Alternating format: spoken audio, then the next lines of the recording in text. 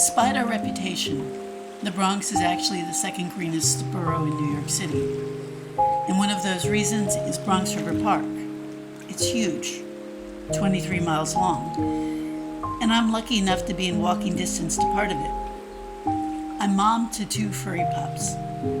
Demi and Thunder are lucky to be near Bronx River Park too.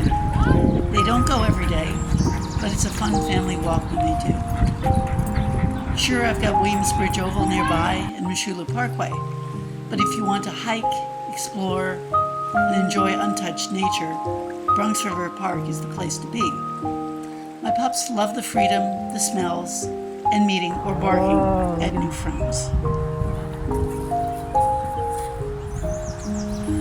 I'll always have a soft spot for Bronx River Park for another reason too.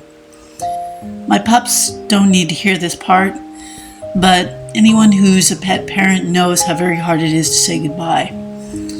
With furry soulmates, there's never enough time. The vet gives you ashes, but you can't honor their memories by keeping jars stashed like trinkets on the shelf.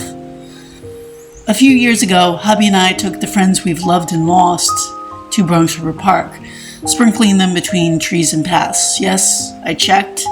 The rules say that's okay. And Bronx River is an adventure they would have loved.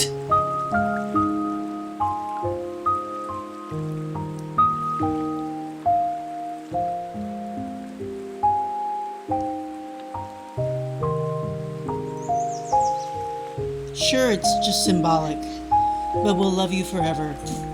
Run free.